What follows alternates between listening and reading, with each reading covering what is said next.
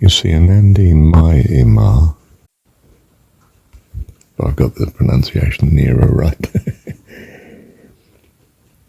had a situation where her husband was actually, the wife was his god. So when he found that she was totally devoted to her god, well, he just followed her. Because where else can I be but with her? If it's with her God, okay. I mean, just as Marshall did with his Baptist first wife. If she's going to church, Marshall was going to church. Because I'm her husband. I protect and care for her wherever she is. And if church is a load of rubbish, she's going to need me to help protect her and bring her through. Was quite a load of rubbish, actually. They were being horrible to the minister and his wife, the diaconate, and they became wonderful friends to us. Of course, they married us and encouraged us into the ministry and so on. Such a blessing. And, I was part and parcel of the rescue of my wife in her wrong choice. Because I loved her, you see. I wasn't head over heels in that I'd fallen in love. I chose to love her because I valued who she was. It wasn't an infatuation, you see. I wasn't looking for some stunning woman, drop-dead gorgeous. Just wanted a friend, earnest friend. And I got that right. Bless her.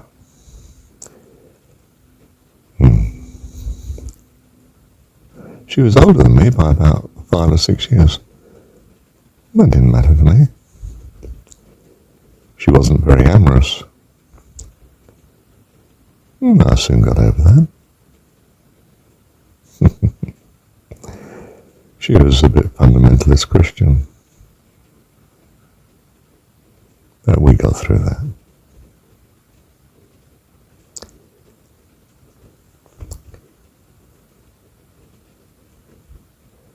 You see, Marshall doesn't sound very humble, but I had loyalty, and I recognized loyalty in her. She was the one for me, and me for her. I was the knight in shining armor. By the grace of God. Thank you, Dad. My second wife, we had a baby, a boy, my second son, therefore, her first. And she was over the moon with having a baby. It threw her into the ministry because she was so thankful to God for this wonderful experience, this creation in her arms, in church, her baby. And we had a fine ministry for a couple of years. But then disillusionment with the church and the Christian bookshop we were running at a loss. Life got very flat somehow because you're a mum, you're not looking after your career in the city. you're in the country, and husband's, well, he's retiring. He's retiring a bit early. I don't know. Is it late 50s? And he's, well,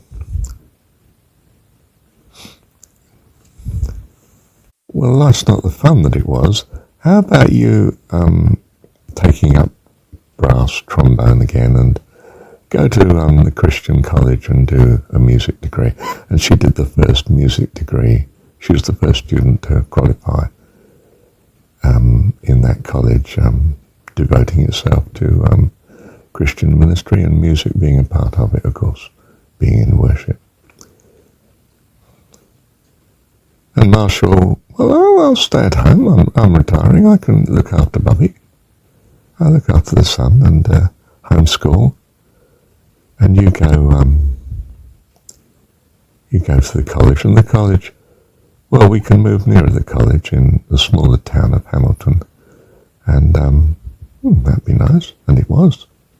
And God provided wonderfully. But you see, well, the age difference kicked in a way, you see. Not that she didn't have good intentions of still being a good mum, but couldn't adjust really to a rather unscintillating life of retirement at her age.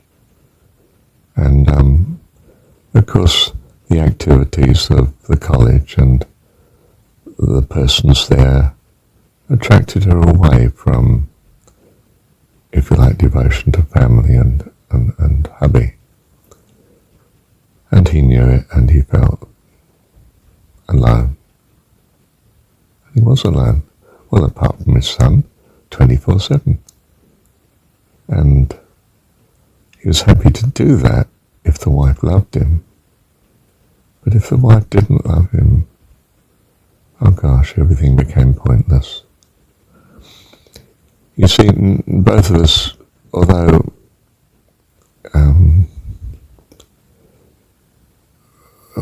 we had God in our life, we were devoted to each other until we weren't, because of the change of circumstances, her life pattern taking her out of the relationship each day into other relationships.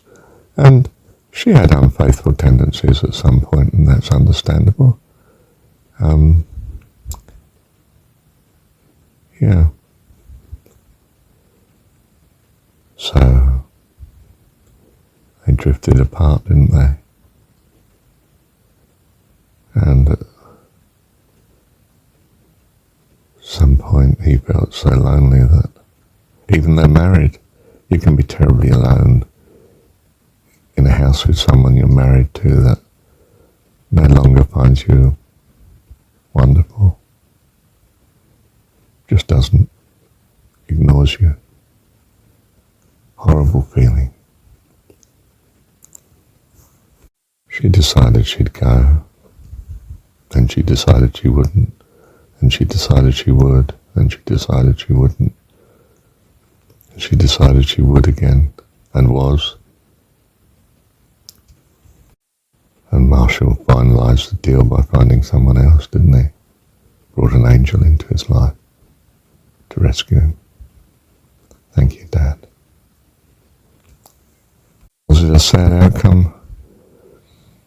Well, not in the longer run. In the shorter run it was good for him because he found an angel.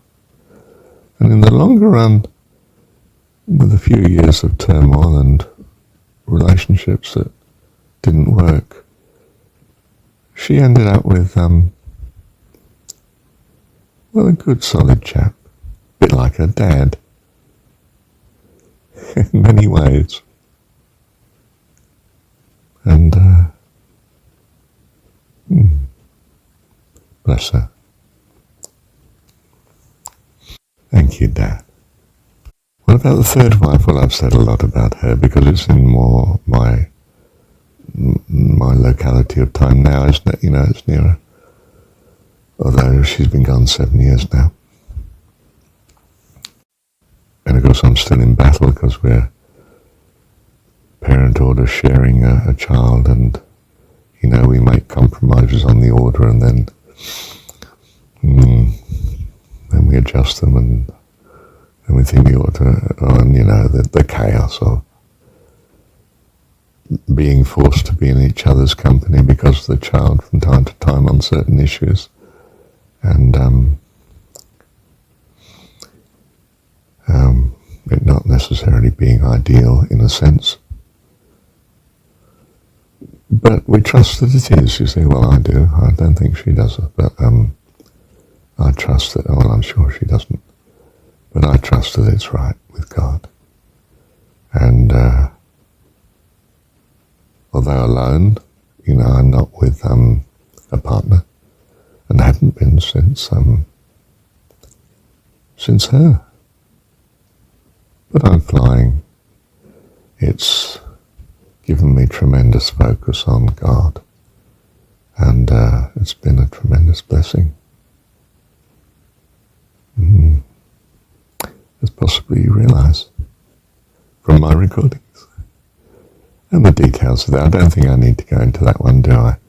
And I was going to say the jury's still out in some sense as to the outcome, but it's not still out as me, as regards myself, only as regards her, because she seems to be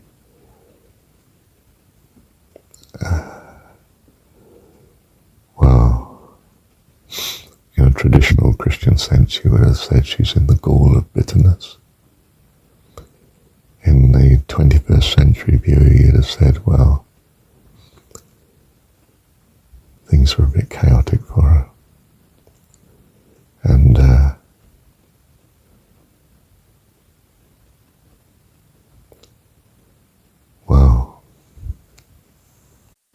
not accepting my love and care, which is still for her, of course, certainly doesn't make things better. Very difficult. But not so difficult it gets me down. Well, shall we say I know how to get myself back up again. I swing back even more to God, don't I? If you know what I mean. And you probably do. Bless you. Thank you, Dad. You see, my error was simply not putting God first. I put the wife first. In some sense, not purposefully wrongly, but just it's so easy to put the wife first. She's physically before you, relating to you day in, day out. It's so easy to give her priority rather than your relationship with God. I don't mean you don't have a relationship with God, but it's not first. My putting him first has been by default when my life's collapsed because I wasn't putting him first. Do you see, if I can get a name right again, Anandi my Imma put God first. In a sense, regardless of husband, which seemed ruthless, of course, awful. But he, of course, was putting her first, so he followed her.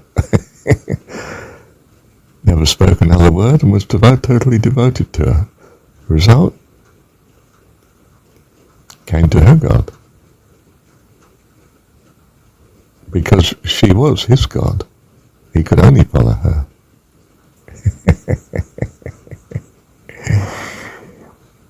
They lived happily ever after, not in the way the fairy tale expected, perhaps. There was God in the picture. God was the picture for both of them. And, well, that's just turned out to be wonderful. It just wasn't what the world expects. I don't have this glorious track record. So I have to say, don't do what I did. Do what I tell you. Learn by my mistakes. Don't make the same mistakes in your own right. There's just no need. Put God first. And I suppose now I'm rounding on my indefinitude, if there were such a word. There isn't, but indefinitude. No, I don't know. Of the last recording, that now you should put God first. You should say, this is who I am, where I'm going, this is where I'm called, God. If I'm your God, by all means come with me. If your God is different to mine, well, by all means follow your God. I'm sure he will rescue you and save you and bring you through ultimately in a simply perfect and wonderful way. And if, on the other hand, of course, you choose to switch to a view of your God as being more in harmony with mine, that you can continue in harmony with me, in me loving my God, then that would be lovely, and you're most welcome. But if not, well, not, because I have to follow my God. It's what I value. You must do what you value, love. I'll still love you. And you can always come to me if you so want, if it's better than your choice. Otherwise, bless you. Love you. Thank you, Dad.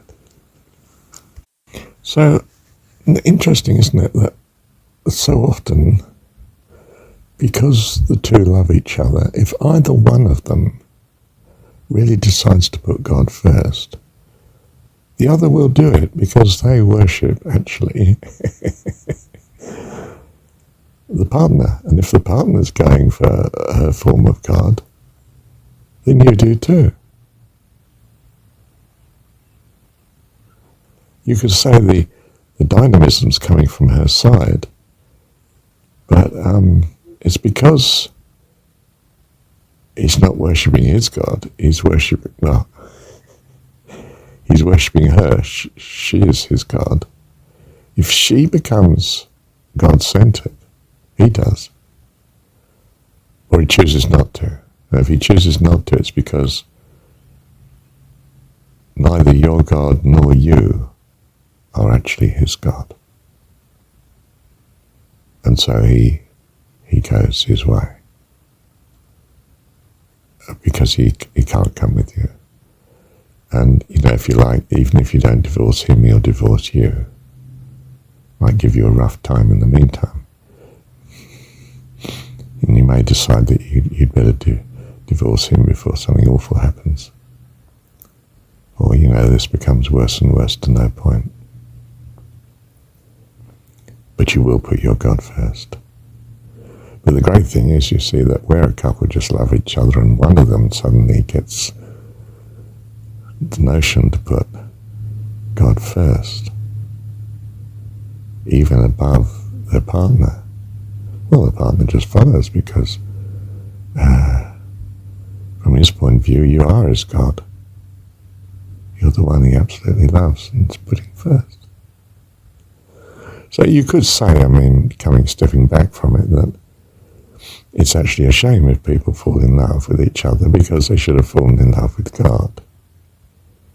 And then, in the rather current traditional Christian view, if then there's God leads you to have a partnership with someone else, well, that's fine, because you would only choose someone who is willing to follow something very close to your God and be putting their God first. And in fact, even if he's not following, not following someone who's very close to your God, the fact that he's putting God first, if he is, not you, means that the two of you both are putting the eternal first, and you've made a commitment to each other, and well, you'll honour that. And the differences between you will be minor compared to putting God first in each person's case. The mistake is always, you see, not that you fall in love with a person on earth, but that you haven't put God first. If you're putting your God first, then you're able to have a relationship with anyone else actually who's putting their God first. I mean, it might not be a marriage relationship because